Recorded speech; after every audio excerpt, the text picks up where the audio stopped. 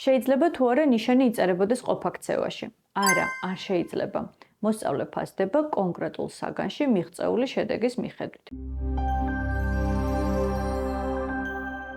გამარჯობა, ეს არის პოდკასტი მშობლებისთვის, რომელსაც მანამ უნდა მოусმინოთ, სანამ თქვენი შვილის სკოლაში ბოლო ზარი დაირეკება. მე ვარ მეგი კავთუაშვილი, ამ პოდკასტის ავტორი და დღეს უნდა ვისაუბრო მოსწავლეთა შეფასების შესახებ სკოლაში.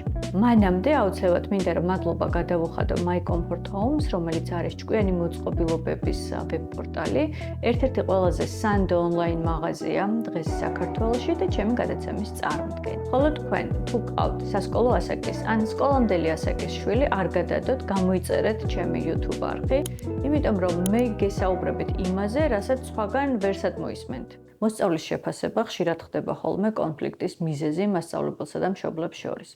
მშობლები ძალიან ხშირად ამბობენ, რომ ესათვის პედაგოგი მის შვილს ჩაგრავს, უსამართლოდ ექცევა, ნიშანს არ უწერს, მაღალ ნიშანს არ უწერს, საგანგებოდ აკლებს ნიშანს, ან ასე შემდეგ, ან ბევრი ინტერპრეტაცია მომისმენია მე და დარწმუნებული ვარ თქვენც. პედაგოგებს რომ მოусმინოთ, ისინი გეტყვიან, რომ აი მშობლებს მხოლოდ ნიშნები აინტერესებთ და უკეთეს შემთხვევაში იმისთვის მოდიან სკოლაში, რომ მოსწავლის შეფასება მოისმინონ ან გაიგონ. ორივე მოსაზრებას თავისი ახსნა აქვს და დარწმუნებული ვარ, ერთი ეპიზოდი ამ პოდკასტის არ გვეყოფა, რომ ამ ყველაფერზე ვისაუბროთ. მე უნდა შევეხო მხოლოდ რამდენიმე ნიუანსს. ვიცით ყველამ, რომ 10-ქულიანი შეფასების სისტემა გვაქვს, 9 და 10 არის უმაღლესი შეფასება, 8 და 7 არის საშუალოზე მაღალი შეფასება, 6 და 5 ითვლება საშუალო შეფასებად, ხოლო 5-ზე დაბლა უკვე არის დაბალი შეფასება. შეიძლება თუ არა ნიშანი იწერებოდეს ყოფაქცევაში?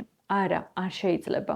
მოსწავლე ფასდება კონკრეტულ საგანში მიღწეული შედეგის მიხედვით. ეს წერია ეროვნულ სასწავლო გეგმაში, რომელიც არის იურიდიული ძალის მქონე ჩარჩო დოკუმენტი ყველა სკოლისთვის. მოსწავლის ცოდნის შეფასება უნდა იყოს სამართლიანი და უნდა ემსახურებოდეს მოსწავლის პოზიტიური თვითშეფასების ჩამოყალიბებას და არა დასჯას. ეროვნული სასწავლო გეგმის გარდა შეფასების შესახებ ჩანაწერებს მშობლები ნახავთ სასკოლო სასწავლო გეგმებშიც. ყველა სკოლას აქვს თავისი სასკოლო სასწავლო გეგმა და ზოგიერთი სკოლის გეგმაში მე მინახავს ასეთი ჩანაწერი, დაუშვებელია მოსწავლის აკადემიური შეფასება განპირობებული იყოს მისი დისციპლინით. შეფასება არ არის მათრახი, რომელსაც იქით მხარეს მოვიქნევთ, საითაც გაგვეხარდება. შეფასებას აქვს თავისი კომპონენტები, თავისი კრიტერიუმები, თავისი სქემები და რუბრიკები, რომელიც დეტალურად არის აღწერილი და ეს ყველაფერი არის თავმოყრილი სასკოლო სასწავლო გეგმაში. ამ დოკუმენტს უნდა იცნობდეს ყველა მშობელი, ვინ უნდა აცნობდეს თუ არა სკოლა, ადმინისტრაცია და თვითონ მასწავლებელი. თავად პედაგოგი უნდა იყოს დაინტერესებული, რომ მშობელმა იცოდეს შეფასების კრიტერიუმები. არა მხოლოდ მშობელმა, ბავშვმა უნდა იცოდეს პირველ რიგში ეს შეფასების კრიტერიუმები, ანუ რაში აფასებს მასწავლებელი მოსწავლეს, ეს არ უნდა იყოს კითხვის ნიშნის ქვეშ, არ უნდა იყოს ბუნდოვანი, უნდა იყოს გამჭვირვალე და ნათელი. ეს ყველაფერი გაწერილია, დანართების სახით ახლავს სასკოლო სასწავლო გეგმას, თითოეული მასწავლებელი თვითონ ავსებს შეფასების სქემას და რუბრიკას და ეს უნდა იყოს ხელმისაწვდომი ყველა დაინტერესებული მხარისთვის. ეს დაინტერესებული მხარე პირველ რიგში არის მოსწავლე და მისი მშობელი. როგორ უნდა მოიძიოთ ინფორმაცია სასკოლო სასწავლო გეგმის შესახებ? უბრალოდ სთხოვეთ მასწავლებელს, რომ ელექტრონული პოსტით გადმოგიგზავნოთ. ან მიდით სკოლაში და თქვენ თვითონ ნახეთ ამობეჭდილი ფორმით სავარაუდოდ აქვთ სკოლაში.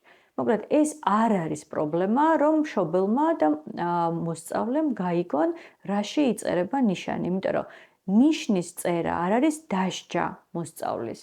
შეფასება უნდა ემსახურებოდეს სწავლა-სწავლების პროცესის ხარისხის გამართვას. შეფასება არ არის ინსტრუმენტი, რომ ჩვენ დავსაჯოთ ბავშვი და სამაგიერო გადავუხადოთ იმისთვის, რომ ის გაკვეთილზე ცუდად მოიქცა, იცელქა ან რაიმე მსგავსი. რატომ არის იცით კიდევ მნიშვნელოვანი ყველა მშობელმა რომ იცოდეს ეს დოკუმენტი, რომ განათლების სამინისტრომ სკოლებს საშუალება მისცა, რომ თავად დაადგინონ ის კომპონენტები, რაშიც შეაფასებენ მოსწავლეებს. ანუ ყველა სკოლას შეიძლება ჰქონდეს ერთმანეთისგან სრულად განსხვავებული კომპონენტები შეფასებისთვის. რას ნიშნავს ეს კომპონენტები? მაგალითად, საშინაო დავალება, საკლასო წერა, კომპლექსური დავალება იქნება ეს თუ ნებისმიერი აქტივობა შეიძლება იყოს შეფასების კომპონენტი. კონკრეტულად რა არჩევანი აქვს თქვენი შვილის სკოლას გაკეთებული? აი ზუსტად ეს წერია თქვენი შვილის სკოლის სასწავლო გეგმაში. ამიტომ ეს აუცილებლად უნდა ნახოთ ეს დოკუმენტი, უნდა გადახედოთ, აქ ეწერება რა კომპონენტებში ფასდება და ეწერება ასევე შეფასების კრიტერიუმებიც, ანუ როგორ ფასდება მოსწავლე. თუ თქვენ ეს ყველაფერი გეცოდნებათ, დარწმუნებული ვარ, ბევრად უფრო გამჭვირვალე გახდება პროცესი, თქვენც ნაკლებს იღელვებთ, ბავშვიც რასაკვირველია და წინასწარ გეცოდინებათ, რა არის მნიშვნელოვანი იმ კონკრეტული სკოლაში, იმ კონკრეტული მასწავლებლისთვის და მოსწავლესაც სწავლა ბევრად უფრო გაუადვილდება. კიდევ ერთი მნიშვნელოვანი, რაც სასკოლო შეფასების შესახებ უნდა იცოდეთ, თუ ბავშვმა 5 ქულაზე ნაკლები მიიღო კონკრეტულ საგანში წლის ბოლოს, მას გამოყვება საშემოდგომო. თუმცა მანამდე სკოლა ვალდებულია, რომ კონკრეტული ბავშვის პრობლემების აღმოსაფხვრელად შეიმუშაოს რემედიაციის პროგრამა და დაეხმაროს ბავშვს სასწავლო ხარვეზების აღმოფხვრაში. მხოლოდ ამის შემდეგ შეიძლება დაინიშნოს საშემოდგომო გამოცდა. ძალიან ბევრმა მშობელმა არ იცის, რომ არსებობს ორი ტიპის შეფასება. ეს არის განმსაზღვრელი და განმავითარებელი შეფასება. განმსაზღვრელი არის ქულები, ნიშნები და შედეგი იფასდება ამით და განმავითარებელი არის პროცესის შეფასება. განმავითარებელი შეფასება ძალიან მნიშვნელოვანი ფორმა არის შეფასების, იმიტომ რომ ის მოსწავლის მხარდაჭერაზე არის მიმართული. ეს უკვე რიცხვები, ციფრებით არ გამოიხატება, ამ შემთხვევაში კომენტარი იწერება, ან შეიძლება ზეპირსიტყვიერი ფორმაც ჰქონდეს განმავითარებელ შეფასებას. განმავითარებელი შეფასება ზუსტად იმას გულისხმობს, რასაც ჩვენ ვიგებთ ამ სიტყვით, ანუ პედაგოგი აღწერს მოსწავლემ რა იცოდა, რა ისწავლა, წინა პერიოდთან შედარებით პროგრესი აქვს თუ უკანსვლა აქვს და რა მხარეები აქვს გასავითარებელი ბავშვს, ხო? რაში სჭირდება მიხმარება და მეტი მუშაობა, ასე ვთქვათ. მაგრამ რატომ არ იციან მშობლებმა განმავითარებელი შეფასების შესახებ? იმიტომ რომ უამრავი, ალბათ უფრო ბევრი მასწავლებელი და სკოლა არ იყენებს საერთოდ პრაქტიკაში ამ განმავითარებელი შეფასების რუბრიკები, როგორც წესით არიელია ხოლმე. და მშობლებამდე არ მიდის ეს შესაბამისად. ეხლა თუ მეგის პოდკასტს არ უყურა ვინმე, ალბათ ბევრმა მშობელმა არც იცის, რომ განმავითარებელი შეფასება არსებობს. შეიძლება გაგიჩნდეთ კითხვა, რომ რაში მაინტერესებს, თუ მასწავლებელი არ იყენებს, მაშინ რა აზრი აქვს ამას, ხო? მე რატომ ყვები ახლა ამ ყველაფერს? იმიტომ რომ აზრი აქვს, რომ იცოდეს ეს მშობელმა. პირველ რიგში იმისთვის, რომ როდესაც მასწავლებელთან მიხვალთ, არ იკითხოთ, მაინც და მაინც რა ქულა უწერია თქვენ შვილს, ანუ შედეგის გარდა პროცესითაც დაინტერესდეთ და პროფესიონალურად დაუსვათ, რაც მთავარია შეკითხვები პედაგოგს, რომ მიიღოთ მისგან ინფორმაცია. მაგალითად, შეგიძლიათ გამოვკითხოთ, პირდაპირ იკითხოთ, განმავითარებელი შეფასება უწერია თუ არა სადმე. თუ არ უწერია, შეგიძლიათ მიზეზიც იკითხოთ. შეგიძლიათ ისე ჩამოაყალიბოთ შეკითხვები, რომ მიიღოთ ის პასუხები, რაც განმავითარებელ რუბრიკაში უნდა დაეწერა პედაგოგს. მაგალითად, კითხოთ წინა პერიოდთან შედარებით ახლა როგორ სწავლობს, რა ისწავლა კონკრეტულად, რაში აქვს წინსვლა, რაში მიაღწია ყველაზე მეტ პროგრესს, რაში ჩამორჩება, რა მხარეები აქვს გასავითარებელი, რაზე დასჭირდება მეტი მუშაობა. თუ თქვენ და ასევე რა თქმა უნდა ისიც შეგიძლიათ იკითხოთ, რომ რა ქულა დაუწერეთ, ესენი ერთმანეთს არ გამორიცხავს, რასაკვირველია. უბრალოდ როდესაც განმავითარებელი შეფასებით დაინტერესდებით და პროფესიონალურ შეკითხვებს დასვამთ, მიიღებთ ბევრი ინფორმაციას თქვენი შვილის შესახებ.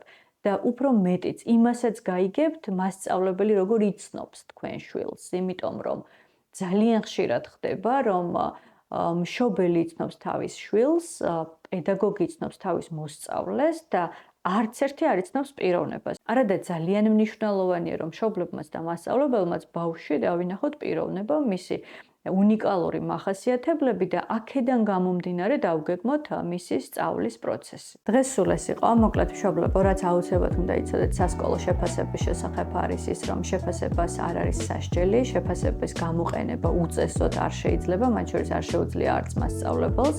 შეფასებას აქვს თავისი კომპონენტები, აქვს თავისი კრიტერიუმები და სკოლა ვალდებულია, რომ ეს კრიტერიუმები და კომპონენტები გაგაცნოთ მშობლებს და თქვენც რა თქმა უნდა ვალდებულები ხართ, რომ დაინტერესდეთ გავხსნათ და იცოდეთ ამის შესახებ. ბევრად უფრო გამჭვირვალე ხომ გახდება თქვენთვის შეფასების პროცესი და გარდა ამისა, ბევრად უფრო ნაკლებად სტრესული იქნება სკოლასთან ურთიერთობა თქვენთვის. ასე რომ არ მოგერიდოთ, თავისებად მოითხოვეთ და მიიღეთ ეს ინფორმაცია სკოლისგან. გასულ ეპიზოდში მახსოვს, რომ დაგკვირდით ვიდეოს, კერძო სკოლას ჯობს თუ საჯარო, თუმცა ვნახე, რომ მიმდინარე სასწავლო წლის მონაცემები ჯერ კიდევ არ არის გამოქვეყნებული, რამდენი მოსწავლე სწავლობს წელს კერძო და რამდენი საჯარო სკოლებში. ახლა ველოდები უახლეს სტატისტიკურ მონაცემებს, რომელსაც დაახლოებით ერთ თვეში წარმოადგენს საქსტატი და ახალ წლამდე ამ პირობას აუცილებლად აგისრულებთ. თუ თქვენს გაქვთ რაიმე იდეა და მოისმენდით მსჯელობას ამ თემაზე, მომწერეთ კომენტარებში. ტრადიციულად დამშვიდობებისას მადლობა მინდა ვუთხრა Full Frames Production Studios, რომელიც უშურველად დგას ჩემს გვერდით და ზრუნავს იმისთვის, რომ მე ხარისხიანი ვიდეო მოგაწოდოთ და წარმოგიდგინოთ. ასე რომ თქვენც უნდა გქონდეთ Full Frame-ის იმედი, როდესაც დაგჭირდებათ მაღალი დონის, მაღალი ხარისხის ანიმაციური ან ვიდეო კონტენტის შექმნა. გემშვიდობებით, მომავალ 4 შაბათამდე.